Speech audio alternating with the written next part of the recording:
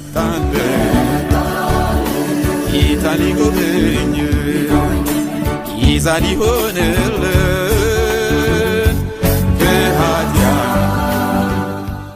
አይሁዶች የሚያከብሯቸው እግዚአብሔር ያላዘዛቸው በዓላት የተመለከትናቸውን ይመስላሉ። ሌሎች በዓላትም አሉ እና ዋናዎቹን ሶስቱን በዓላት እግዚአብሔር ሳያዛቸው የሚያከብሩትን በዓላት ወይም መጽሐፍ ቅዱስ ውስጥ አክብሩ ተብሎ ባልተጻፈበት ሁኔታ ነገር ግን በራሳቸው የሚያከብሯቸው የሰው በዓላት ብለን ልንላቸው የምንችላቸው በዓላትን ተመልክተናል።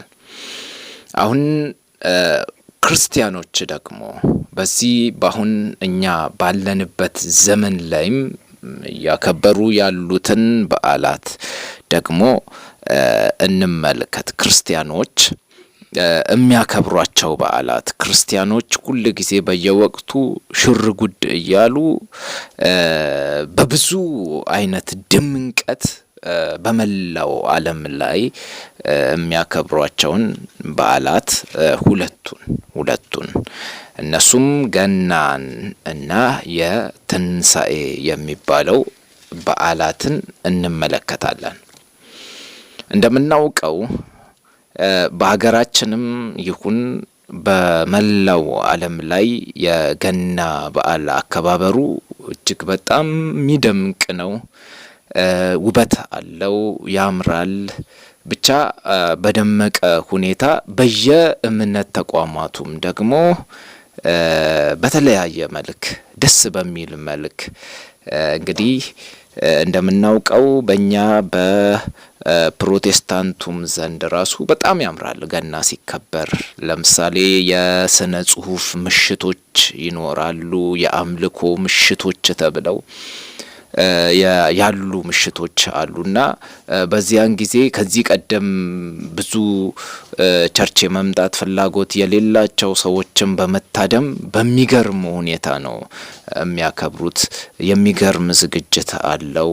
ለገና ተብሎ የሚደረጉ ብዙ ነገሮች አሉና ገናን በዚህ ነገሩ በደንብ ነው የምናውቀው። ገናን ብቻ ሳይሆን የትንሣኤ በዓል ላይም ባልተናነሰ መልኩ ሽሩ ጉዱ ይበዛል።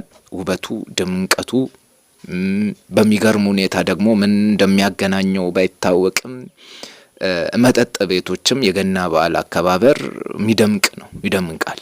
በጣም ደስ ይላል። መጠጥ ቤቶችም አምሮባቸው ይታያሉ። እንኳን ለኢየሱስ ክርስቶስ የውልደት በዓል ለሆነው ለገና በዓል አደረሳችሁ እየተባለ በባነሮች መጠጥ ቤት ነው ይሄ በመጠጥ ቤት ባነሮች ላይ ይለጠፋል። በየጭፈራ ቤቶች ብቻ አንዳንድ መጠጦችም በዚህ በዓል የነን በዓል ተገና አድርገው ዋጋ ቅናሾች ይደረጋሉ። በቃ ነገሮቹ በጣም ብዙ ናቸው። ከዛም በተጨማሪ እንግዲህ ብዙ በእኛ በሀገራችን እንደምናየው ደግሞ በጣም ዶሮዎች የሚታረዱበት፣ በጎች የሚታረዱበት፣ በሬዎች ሰዎች ቅርጫ የሚገቡበት ቅርጫ የሚገቡት እንግዲህ ሁሉም ነው እየጠጣ እየሰከረ አመቱን ያሳለፈ ሰውም እንደዚሁም ደግሞ ቤተ ክርስቲያን ሄዶ በቤተ ክርስቲያን ያሳለፈ ሰውም ሁሉም እንግዲህ የቅርጫ ይገባል። ገናን በዓል እናከብራለን ብሎ ሽር ጉድ ይላል። ቸርች ደርሶ የሚያውቅም ቸርች ደርሶ የማያውቅም ሰው አባጠገብ አልፎ የማያውቅም ሰው ይህንን በዓል በድምቀት ነው የሚያከብረው።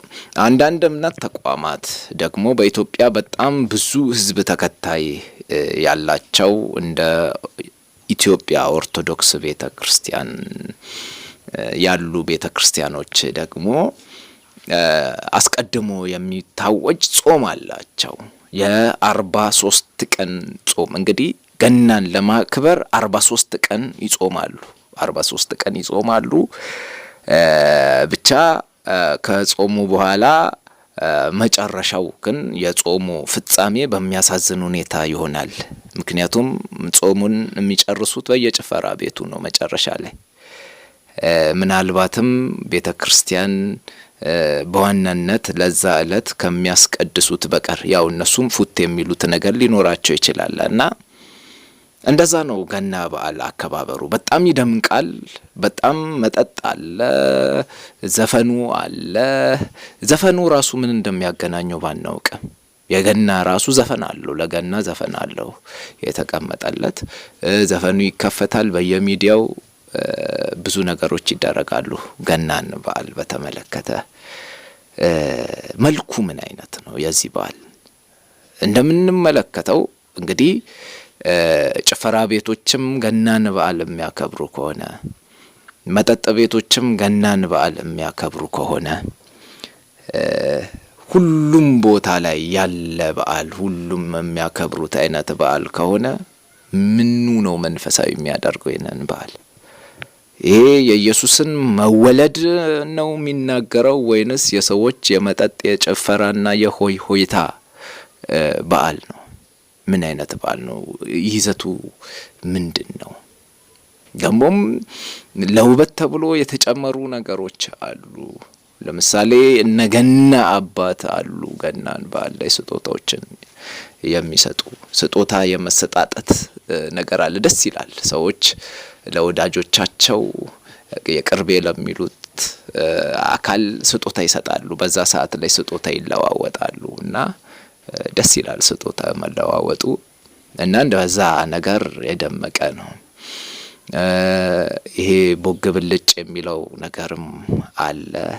በየቤቱ በጽድ ዛፍ፣ እኛ ሀገር ላይ በጽድ ዛፍ የጽድ ዛፍ እየተቆረጠ እንግዲህ እሱ ላይ ይሄ ቦግ ብልጩ ይደረጋል። ካልሆነ ደግሞ አርቲፊሻሉ ይገዛና እሱ ላይ ይሄ ይደረግና እንግዲህ ደስ ይላል፣ ያምራል ቀለሙ፣ ውበቱ እና ግን ያ ውበት መጽሐፍ ቅዱሳዊ ነው። እግዚአብሔር በእርግጥ ኢየሱስ ክርስቶስ በዚህ ዕለት ነው የተወለደውና ያው በእኛ ሀገር ታኅሳስ 29 በ4 ዓመት አንዴ ደግሞ ታኅሳስ 28 ነው። እንግዲህ አንዳንዴ በ4 ዓመት አንዴ ታኅሳስ 28 እና 3 ጊዜ ደግሞ ታኅሳስ 29 ነው የተወለደው ኢየሱስ ተብሎ ተጽፎ እንደው መጽሐፍ ቅዱስ ላይ ኢየሱስ የተወለደው እንኳን በ29 በ28 እየሆነ የተቀያየረ የሚከበርበት እውነት ምንድን ነው ያለው? እንግዲህ ይሄ የቀን ቀመር ያወጡ ሰዎች በምን አይነት እውነት በምን አይነት ነገር እንዳወጡ ባናውቅም ግን እግዚአብሔር እንደዛ ብሏል ወይንስ አንዳንዴ ለኢትዮጵያውያን ብቻም ደግሞ የተለየ ኢትዮጵያውያን እናንተ እንደውም ለየት የምትሉ ሕዝቦች ስለሆናችሁ በጣም የምትደንቁ የምትገርሙ ስነ ስርዓት ያላችሁ ይሄ ባህላችሁ ራሱ እርስ በርስ የተሳሰረ አብሮ የመኖር ክህሎት ያላችሁ ሰዎች በእውነት ለየት የምትሉ ናችሁና ስለዚህ ለእናንተ ታኅሳስ 29 ሆነ። ያውም እነዛ አውሮፓውያኑ ትንሽ ስለሚያስቸግሩ እነሱ ግን ቀድሞ ያክብሩ፣ እንደውም እናንተ እነሱ ካከበሩ ከ13 ቀን በኋላ አክብሩ ብሎ የነገረው ነገር አለ። ምንድን ነው ገና ራሱ ኮንቴንቱ ምንድን ነው? ኬት መጣ? እዛም እዚህም መች መጣ? እነዚህ ነገሮች እጅግ በጣም ወሳኝ ናቸው። መች መጣ ገና ራሱ? መች ነው የመጣው? የበፊት አባቶች የቀድሞ አባቶች ተብለው ያሉ የቤተ ክርስቲያን አባቶች ይህንን ነገር ያውቃሉ? ገናን አክብረው ያውቃሉ? እንዴት ነው የሚያውቁ ከሆነ እንዴት ነው እነሱስ ሲያከብሩት የነበረው? ምን ላይ በምን መስፈርት በምን ላይ የተጻፈውን አከበሩ? መች መጣና ገና? ጳውሎስ ስለ ገና የሚያውቀው ነገር አለ? ጳውሎስ ካላወቀው እኛ ከየት አመጣን? እነ ጴጥሮስ በዛ ዘመን ላይ የነበሩ ሐዋርያቱ ካላወቁት፣ በዛ ዘመን ላይ የነበረ ነቢያቱ ካላወቁት፣ እንግዲህ መጽሐፍ ቅዱስ ሲናገር እኛ የተመሰረት ነው በሐዋርያትና በነቢያት መሰረት ላይ ነው ካለ ታዲያ እኛ ከየት ነው ያመጣን? እና እነዚህ ነገሮች እነ ጳውሎስ የማያውቁት መጽሐፍ ቅዱስ ውስጥ የሌሉ በዓላት አመጣጣቸውን እንመልከት። የገና በዓል እንግዲህ የገና በዓል የሚባለው በዓል ራሱ የመጣው በ4ኛው መቶ ክፍለ ዘመን በጁልየስ ቀዳማዊ በተባሉ ጳጳስ ነው የታወጀው። ይሄ የምዕራባውያኑ ነው። እንግዲህ የኛ ኢትዮጵያውያኑ እንለያለን። እኛ ምንለየነን ስለምንል የኢትዮጵያውያኑን እናስቀምጠውና የምዕራባውያኑን እንጀምር። ጁልየስ ቀዳማዊ የሚባሉ ጳጳስ በዓሉን በ336 ዓመተ ምህረት ላይ ደነገጉት። ይሄ በዓል የክርስቲያን በዓል ነው፣ ክርስቲያኖች ሊያከብሩት ይገባል፣ የኢየሱስን መወለድ አስመልክቶ ነው ይሄ በዓል ብሎ ሰየሙት። ማን? ጁልየስ ቀዳማዊ የተባሉ ጳጳስ ናቸው። በ336 ዓመተ ምህረት ላይ በ4ኛው መቶ ክፍለ ዘመን ማለት ነው። ከ4ኛው መቶ ክፍለ ዘመን በፊት ይሄ በዓል አልነበረም። እኚህ ጳጳስ ከማወጃቸው በፊት ያሉ 300 ዓመታት ላይ ገና የሚባል በዓል የለም። እነ ጳውሎስ አያውቋቸውም ይህንን በዓል። ከዛም በተጨማሪ ደግሞ የነ ጳውሎስ ተከታዮችም አያውቁም ይህንን በዓል። የነ ሐዋርያው ጴጥሮስ ተከታዮችም እንደውም ዘግይቶ የሞተው ሐዋርያው ዮሐንስ ነውና የሱ ደቀ መዝሙርት የሚባሉትም ለሱ የቅርብ የሚባሉ ሰዎችም ይህንን በዓል አያውቁትም ማለት ነው።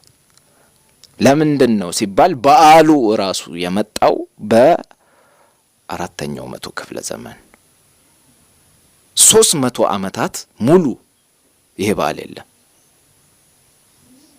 ክርስትና ተጀምሮ 300 ዓመት ሙሉ ድፍን ሲያስቆጥር የገና በዓል ተብሎ የሚከበር በዓል የለም እና ከ300 ዓመት በኋላ ይሄ በዓል እንዲመጣ መነሳሻ የሆነው ምክንያት የሆነው ምንድን ነው ብለን እንመልከት። እንግዲህ በሮማውያን ዘንድ አሕዛቦች ናቸውና አረማውያን ናቸውና የሚያከብሩት ወይም የሚያመልኩት ብዙ አማልክቶች አሏቸው።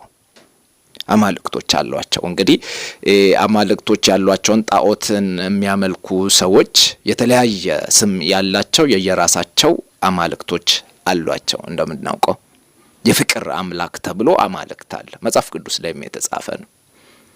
የፍቅር አምላክ የሚባል አማልክት አለ።